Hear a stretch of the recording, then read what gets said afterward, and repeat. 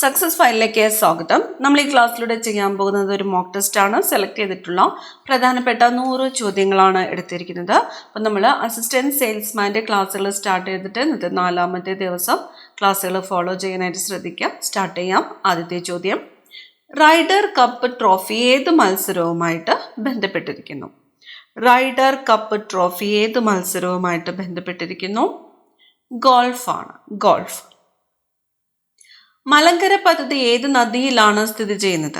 മലങ്കര പദ്ധതി സ്ഥിതി ചെയ്യുന്നത് ഏത് നദിയിലാണ്? തൊടുപുഴയാറിലാണ്. തൊടുപുഴയാർ. സംഖ്യ എന്ന പ്രസിദ്ധീകരണം ആരംഭിച്ചത് ആര്? സംഖ്യ എന്ന പ്രസിദ്ധീകരണം ആരംഭിച്ചത് PC മഹാലാനോബിസ് ആണ്. PC മഹാലാനോബിസ്. പൗരത്വത്തെ സംബന്ധിക്കുന്ന നിയമം പാസാക്കാൻ അധികാരമുള്ളത് ആർക്കാണ്?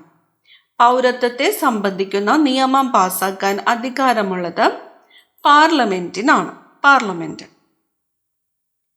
ശരീരത്തിലെ ഇരുമ്പിന്റെ ആഗിരണത്തെ ഉത്തേജിപ്പിക്കുന്ന ജീവകം ഏത്? ഇരുമ്പിന്റെ ആഗിരണത്തെ ഉത്തേജിപ്പിക്കുന്ന ജീവകം ജീവകം സി ആണ്. ജീവകം സി. ഇന്ത്യൻ നാഷണൽ കോൺഗ്രസിന് ആ പേര് നിർദ്ദേശിച്ചത് ആരാണ്? ഇന്ത്യൻ നാഷണൽ കോൺഗ്രസിന് ആ പേര് നിർദ്ദേശിച്ചത് ദാദാബായ് നവറോജി ആണ്. ദാദാബായ് നവറോജി.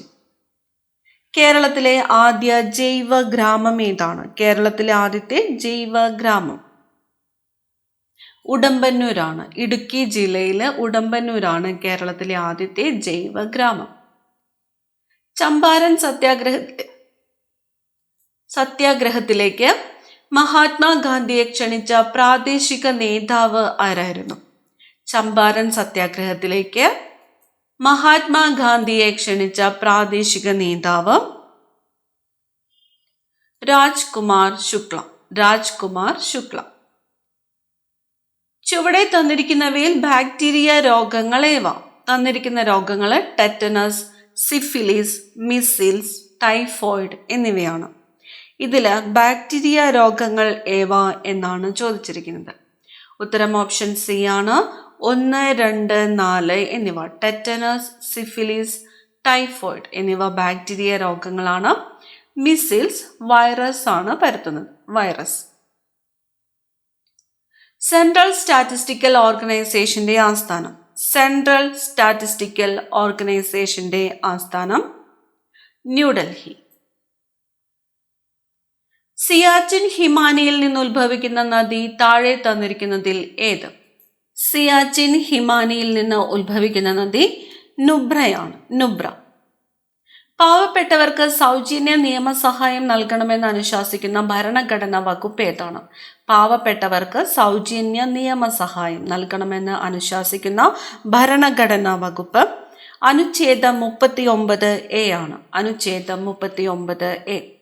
ചുവടെ തന്നിരിക്കുന്നവയിൽ ടൈറ്റാനിയത്തിന്റെ അയിര് ഏതാണ്? ടൈറ്റാനിയത്തിന്റെ അയിര് റൂട്ടേലാണ്. റൂട്ടേൽ.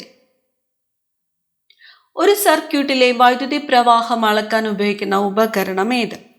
ഒരു സർക്യൂട്ടിലെ വൈദ്യുതി പ്രവാഹം അളക്കാൻ ഉപയോഗിക്കുന്ന ഉപകരണം അമീറ്റർ ആണ്. Ammeter. Peace, land and bread.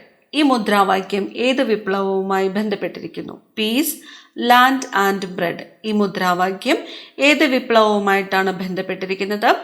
Russian വിപ്ലവവുമായിട്ടാണ് ബന്ധപ്പെട്ടിരിക്കുന്നത്. റഷ്യൻ വിപ്ലവം. ചുവടെ തന്നിരിക്കുന്നവയിൽ ശരിയായ പ്രസ്താവന ഏതാണ്? ലാഹോറിന്റെ നദി എന്നറിയപ്പെടുന്നത് രവി നദിയാണ്. കാശ്മീർ താഴ്വരയിലൂടെ ഒഴുകുന്ന നദിയാണ് ജലം. ദുൽഹസ്തി പവർ പ്രോജക്ട് സ്ഥിതി ചെയ്യുന്നത് ചെനാബ് നദിയിലാണ്. നമ്മളോട് ചോദിച്ചിരിക്കുന്നത് ശരിയായിട്ടുള്ള പ്രസ്താവന ഏത് എന്നതാണ്. ഉത്തരം വരുന്നത് ഓപ്ഷൻ ഡി ആണ്. 1, 2, 3 മൂന്ന് പ്രസ്താവനകളും ശരിയാണ്. അപ്പൊ ലാഹോറിന്റെ നദി എന്നറിയപ്പെടുന്ന നദി ഏത് എന്ന് ചോദിച്ചാൽ രവി നദിയാണ്. ജലം നദി ഒഴുകുന്നത് കാശ്മീർ താഴ്വരയിലൂടെയാണ്. അതുപോലെ ദുൽഹസ്തി പവർ പ്രോജക്ട് സ്ഥിതി ചെയ്യുന്ന നദി ഏത് എന്ന് ചോദിച്ചാൽ ചെനാബ് നദിയാണ്. അടുത്തത്, കേരളത്തിലെ ആദ്യത്തെ ദേശീയോദ്യാനം. കേരളത്തിലെ ആദ്യത്തെ ദേശീയോദ്യാനം ഏതാണ്? ഇരവികുളം ദേശീയോദ്യാനമാണ്. കേരളത്തിലെ ഏറ്റവും വലിയ ദേശീയോദ്യാനം ഏത് എന്ന് ചോദിച്ചാലും ഇരവികുളം ദേശീയോദ്യാനമാണ്. ഇന്ത്യൻ നാഷണൽ കോൺഗ്രസിന്റെ പ്രസിഡന്റായിട്ട് ഗാന്ധിജിയെ തെരഞ്ഞെടുത്ത വർഷം ഏതാണ്? ഗാന്ധിജി ബെൽഗാം സമ്മേളനമാണ് 1924 ബെൽഗാം സമ്മേളനം. മനുഷ്യ ശരീരത്തിലെ ഏറ്റവും ചെറിയ അസ്ഥി ഏതാണ്? മനുഷ്യ ശരീരത്തിലെ ഏറ്റവും ചെറിയ അസ്ഥിയാണ് സ്റ്റേപ്പീസ്. Option D stapes. താഴെ കൊടുത്തവയിൽ ലെപ്റ്റോസ്പൈറ ബാക്ടീരിയ മൂലമുണ്ടാകുന്ന രോഗം ഏതാണ്? ബാക്ടീരിയയുടെ പേര് ലെപ്റ്റോസ്പൈറ. ലെപ്റ്റോസ്പൈറ ബാക്ടീരിയ മൂലമുണ്ടാകുന്നത് എലിപ്പനിയാണ്. എലിപ്പനി. ശരീരത്തിന് പ്രതിരോധ ശേഷി നൽകുന്ന രക്താണുക്കൾ ഏത്? ശരീരത്തിന് പ്രതിരോധ ശേഷി നൽകുന്ന രക്താണുക്കൾ ഏതാണ്?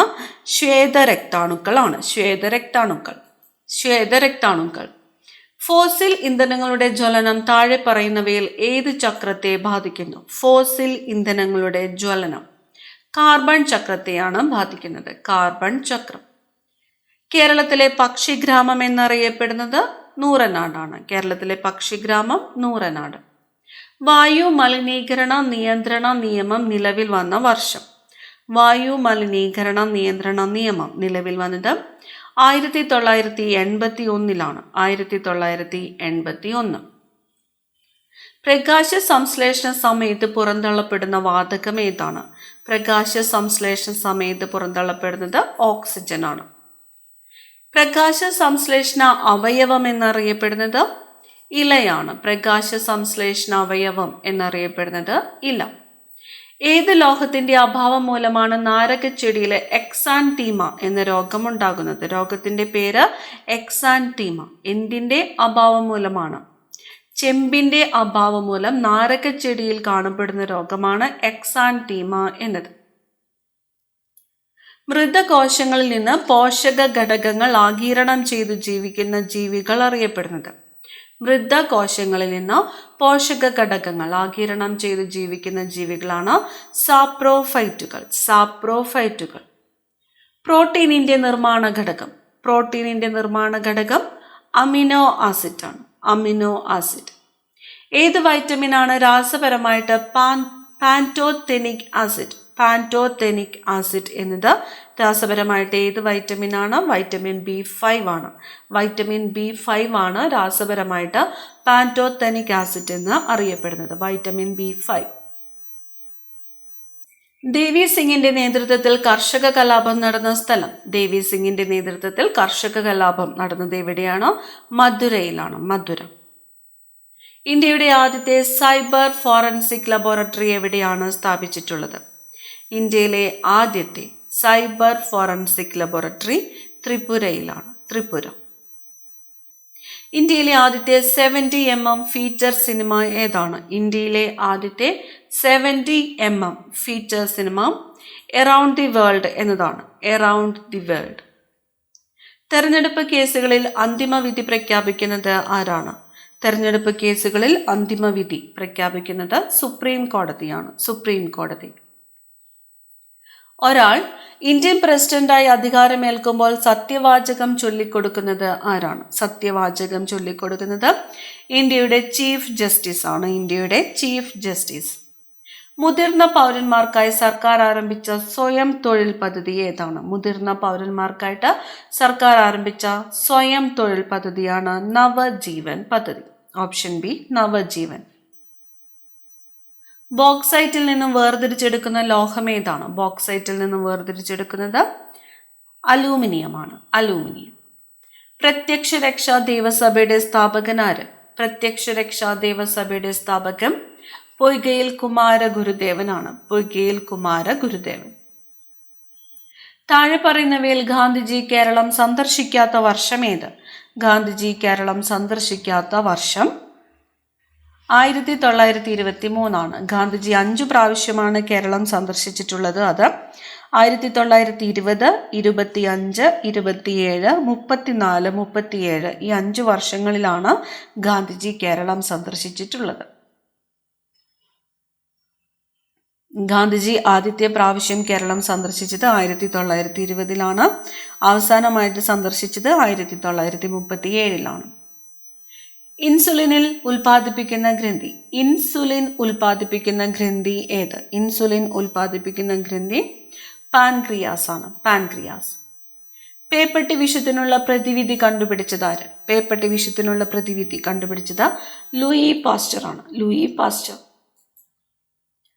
ഭരത് അവാർഡ് നേടിയ ആദ്യത്തെ മലയാള നടൻ ആര്? ഭരത് അവാർഡ് നേടിയ ആദ്യ മലയാള നടൻ PJ ആന്റണിയാണ്. PJ ആന്റണി. വാഷിംഗ് സോഡ എന്നറിയപ്പെടുന്നത്? വാഷിംഗ് സോഡ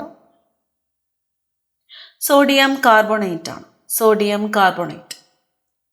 ഈഴവ മെമ്മോറിയലിന് നേതൃത്വം നൽകിയത് ആര്? ഈഴവ മെമ്മോറിയലിന് നേതൃത്വം നൽകിയത് ആരാണ്?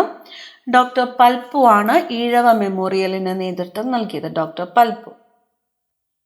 ആദ്യമായി ജ്ഞാനപീഠ അവാർഡ് നേടിയ കേരളീയൻ ആര്? ആദ്യമായിട്ട് ജ്ഞാനപീഠ അവാർഡ് നേടിയ കേരളീയൻ G. ശങ്കരക്കുറുപ്പാണ്. G. ശങ്കരക്കുറുപ്പ്. ആദ്യമായി ഇന്ത്യൻ ഒളിമ്പിക് ടീമിനെ നയിച്ച വനിത ആര്? ആദ്യമായിട്ട് ഇന്ത്യൻ ഒളിമ്പിക് ടീമിനെ നയിച്ച വനിത ഷൈനി വിൽസൺ ആണ്. ഷൈനി വിൽസൺ. കൃഷ്ണഗാഥയുടെ കർത്താവ് ആര്? കൃഷ്ണഗാഥയുടെ കർത്താവ് ചെറുശ്ശേരിയാണ്. കൃഷ്ണഗാഥയുടെ കർത്താവ് ചെറുശ്ശേരി. കേരളത്തിലെ പ്രമുഖ മത്സ്യബന്ധന കേന്ദ്രമായ നീണ്ടകര ഏത് ജില്ലയിലാണ്? കേരളത്തിലെ പ്രമുഖ മത്സ്യബന്ധന കേന്ദ്രമായ നീണ്ടകര കൊല്ലം ജില്ലയിലാണ്. കൊല്ലം ജില്ല.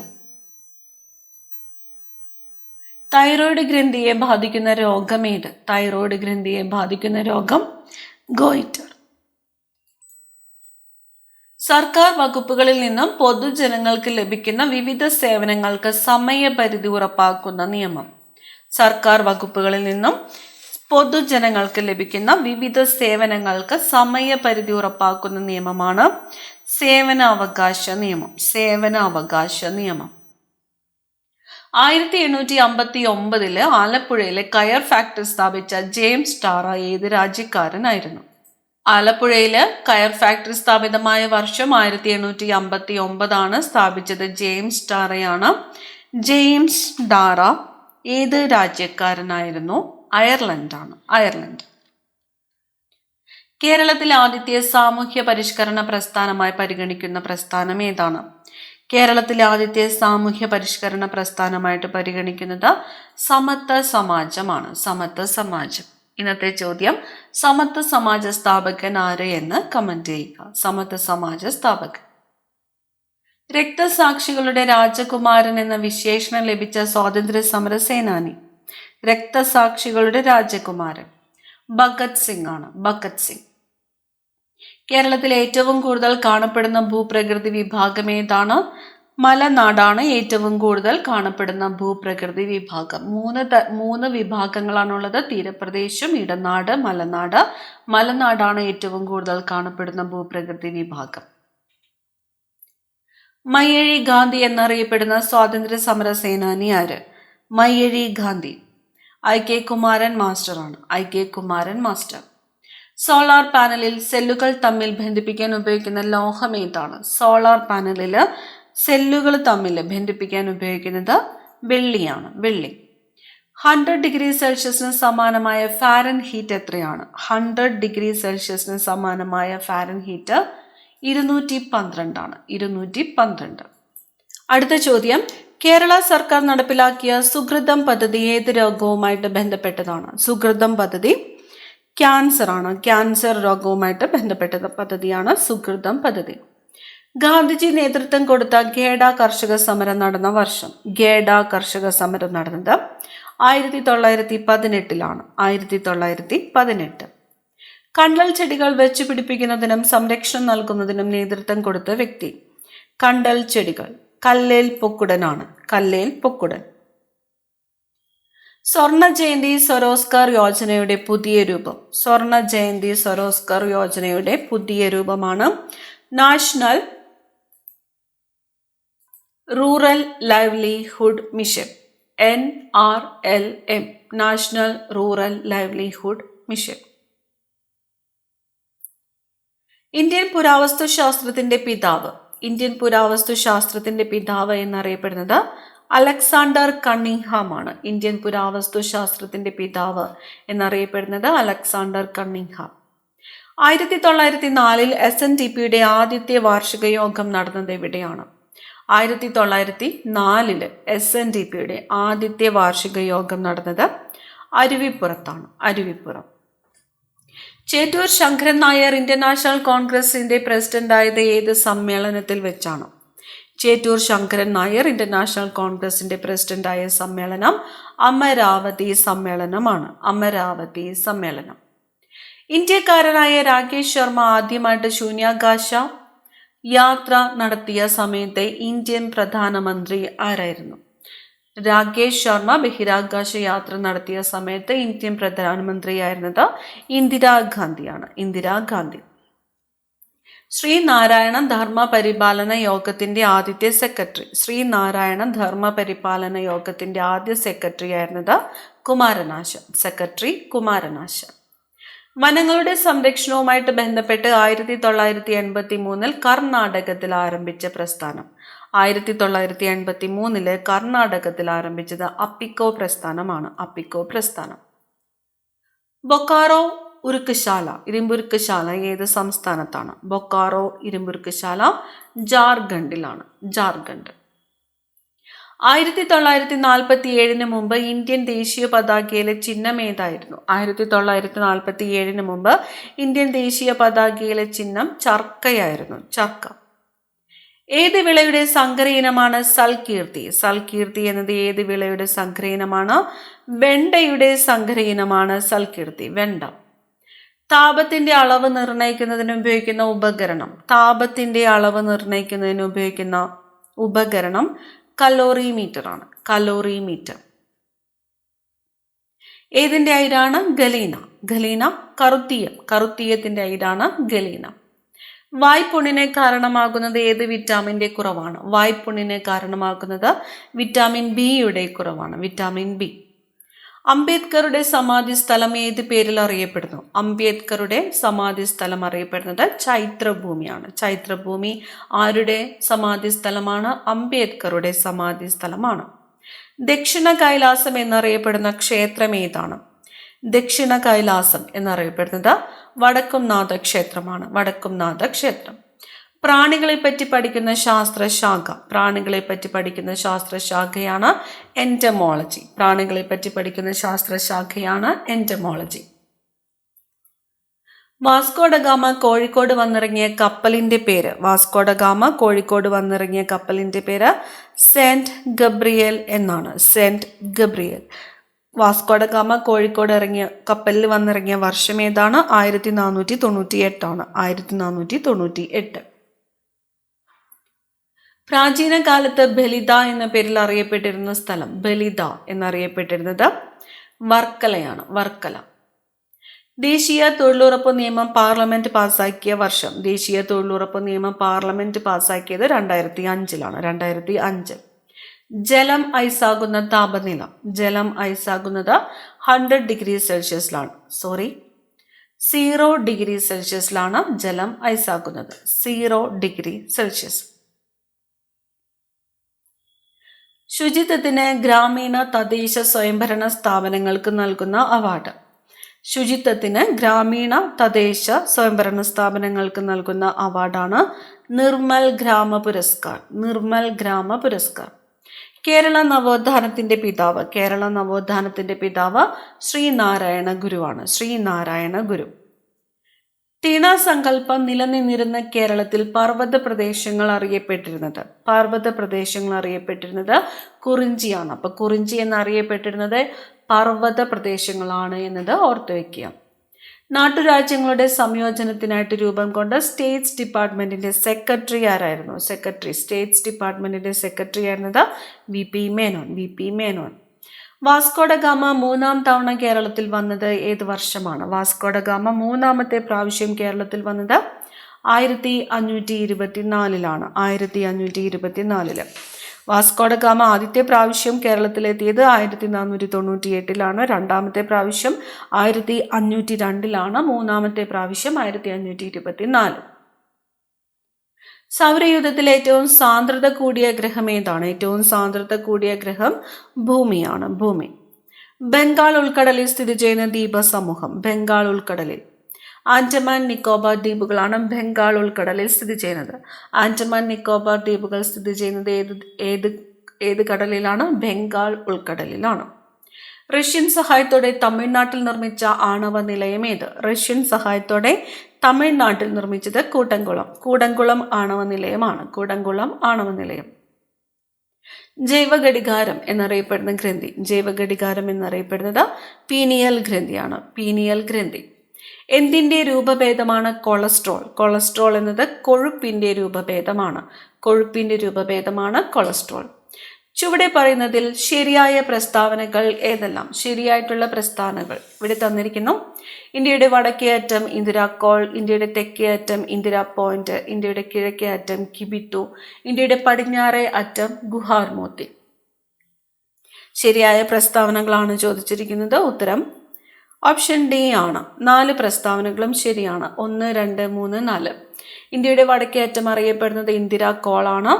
ഇന്ത്യയുടെ തെക്കേ അറ്റം ഇന്ദിര പോയിന്റ് എന്നാണ് അറിയപ്പെടുന്നത്. ഇന്ത്യയുടെ കിഴക്കേ അറ്റം കിബിത്തു, ഇന്ത്യയുടെ പടിഞ്ഞാറേ അറ്റം ഗുഹാർ മോത്തി. അടുത്ത ചോദ്യം, കേരളത്തിലെ ജില്ലകളുമായി ബന്ധപ്പെട്ട വിശേഷണങ്ങളിൽ ശരിയായത് ഏതെല്ലാം? തെയ്യങ്ങളുടെ നാട് കണ്ണൂർ, കിഴക്കിന്റെ വെനീസ് ആലപ്പുഴ, അക്ഷരനഗരം കോട്ടയം, സാംസ്കാരിക തലസ്ഥാനം തിരുവനന്തപുരം. നമ്മളോട് ചോദിച്ചിരിക്കുന്നത് ശരിയായത് ഏതെല്ലാം എന്നാണ്. ഉത്തരം ഓപ്ഷൻ എ ആണ്. 1, 2, 3 എന്നിവ ശരിയാണ്. തെയ്യങ്ങളുടെ നാട് എന്നറിയപ്പെടുന്ന ജില്ല കണ്ണൂർ ശരിയാണ്. കിഴക്കിന്റെ വെനീസ് എന്നറിയപ്പെടുന്നത് ആലപ്പുഴയാണ് ശരിയാണ്. അക്ഷരനഗരം എന്നറിയപ്പെടുന്നത് കോട്ടയമാണ് ശരിയാണ്. സാംസ്കാരിക തലസ്ഥാനം ഏതാണ്? തൃശ്ശൂരാണ് സാംസ്കാരിക തലസ്ഥാനം. ചുവടെ പറയുന്നവയിൽ ശരിയായത് ഏതെല്ലാം? തന്നിരിക്കുന്നു.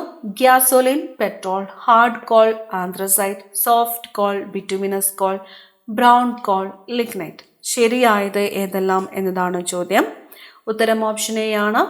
1, 2, 3, 4 ശരിയാണ്. ഗ്യാസോലിൻ പെട്രോളിയമാണ് ഗ്യാസോലിൻ എന്നറിയപ്പെടുന്നത്. ഹാർഡ് കോൾ എന്നറിയപ്പെടുന്നത് ആന്ത്രസൈറ്റ് ആണ്. സോഫ്റ്റ് കോൾ എന്നറിയപ്പെടുന്നത് ബിറ്റുമിനസ് കോൾ ആണ്. ബ്രൗൺ കോൾ എന്നറിയപ്പെടുന്നത് ലിഗ്നൈറ്റ് ആണ്. പഴശ്ശി വിപ്ലവത്തെ സംബന്ധിച്ച് ചുവടെ നൽകിയിരിക്കുന്ന പ്രസ്താവനകളിൽ ശരിയായത് ഏതെല്ലാം? പഴശ്ശി വിപ്ലവത്തെ സംബന്ധിച്ച് പഴശ്ശി വിപ്ലവ സമയത്ത് മലബാറിലെ സബ് കളക്ടറായിരുന്നു തോമസ് ഹാർവേ ബാബർ. പഴശ്ശി രാജാവിന്റെ സർവ്വസൈന്യാധിപനായിരുന്നു കൈത്തേരി അബു. പഴശ്ശി സ്മാരകം സ്ഥിതി ചെയ്യുന്നത് മാനന്തവാടിയിലാണ്. പഴശ്ശി വിപ്ലവത്തെക്കുറിച്ച് പ്രസ്താവനകളിൽ ശരിയായത് ഏത് എന്നാണ് ചോദിച്ചിരിക്കുന്നത്. ഉത്തരം ഓപ്ഷൻ സി ആണ്. 1, 2, 3 എന്നിവ ശരിയാണ്. അപ്പോൾ പഴശ്ശി വിപ്ലവ സമയത്ത് മലബാറിലെ സബ് കളക്ടർ ആരായിരുന്നു എന്ന് ചോദിച്ചാൽ തോമസ് ഹാർവേ ബാബർ. പഴശ്ശി രാജാവിന്റെ സർവ്വ സൈന്യാധിപനാരായിരുന്നു കൈത്തേരി അമ്പു. പഴശ്ശി സ്മാരകം സ്ഥിതി ചെയ്യുന്നത് മാനന്തവാടിയിലാണ്. താഴെ കൊടുത്തവയിൽ പ്രായപൂർത്തി വോട്ടവകാശവുമായി കൂടുതൽ യോജിക്കുന്ന പ്രസ്താവന ഏത്? പ്രസ്താവനകൾ വായിക്കാം. രാജ്യത്തെ പ്രായപൂർത്തിയായ എല്ലാ പുരുഷന്മാർക്കും വോട്ടവകാശമുണ്ട്. രാജ്യത്തെ അടിസ്ഥാന വിദ്യാഭ്യാസമുള്ള എല്ലാവർക്കും വോട്ടവകാശമുണ്ട്. രാജ്യത്തെ പ്രായപൂർത്തിയായ എല്ലാവർക്കും ജാതി, മത, ഭാഷ, ലിംഗ വ്യത്യാസമില്ലാതെ വോട്ടവകാശമുണ്ട്. രാജ്യത്തെ ആദായ നികുതി അടയ്ക്കുന്ന എല്ലാവർക്കും വോട്ടവകാശമുണ്ട്. ഉത്തരം ഓപ്ഷൻ സി ആണ്. രാജ്യത്തെ പ്രായപൂർത്തിയായ എല്ലാവർക്കും ജാതി, മത, ഭാഷ, ലിംഗ വ്യത്യാസമില്ലാതെ വോട്ടവകാശമുണ്ട്. താഴെ കൊടുത്തതിൽ തെറ്റായ പ്രസ്താവന ഏത്? തെറ്റായിട്ടുള്ള പ്രസ്താവന. ദില്ലി ചലോ പ്രസ്ഥാനം ഗാന്ധിജിയുടെ വ്യക്തി സത്യാഗ്രഹവുമായി ബന്ധപ്പെട്ടിരിക്കുന്നു. മഹാത്മാഗാന്ധി വ്യക്തി സത്യാഗ്രഹം ആരംഭിച്ചത് 1940 ഒക്ടോബർ 17 സബർമതിയിൽ വെച്ചാണ് ഗാന്ധിജി വ്യക്തി സത്യാഗ്രഹം ആരംഭിച്ചത്. കേരളത്തിൽ നിന്നുള്ള ആദ്യ വ്യക്തി സത്യാഗ്രഹിയായിരുന്നത് കെ കേളപ്പൻ. തെറ്റായ പ്രസ്താവനയാണ് ചോദിച്ചിരിക്കുന്നത്. തെറ്റായിട്ടുള്ള പ്രസ്താവന ഓപ്ഷൻ സി ആണ്. സബർമതിയിൽ വെച്ചാണ് ഗാന്ധിജി വ്യക്തി സത്യാഗ്രഹം ആരംഭിച്ചത് എന്ന് പറഞ്ഞിരിക്കുന്നു. ഗാന്ധിജി വ്യക്തി സത്യാഗ്രഹം ആരംഭിച്ചത് പൗനാറിൽ വെച്ചാണ്. പൗനാർ. അപ്പൊ ദില്ലി ചലോ പ്രസ്ഥാനം ഗാന്ധിജിയുടെ വ്യക്തി സത്യാഗ്രഹവുമായിട്ട് ബന്ധപ്പെട്ടിരിക്കുന്നു. ശരിയാണ്, ദില്ലി ചലോ പ്രസ്ഥാനം. ഇനി മഹാത്മാഗാന്ധി വ്യക്തി സത്യാഗ്രഹം ആരംഭിച്ചതെന്നാണ്?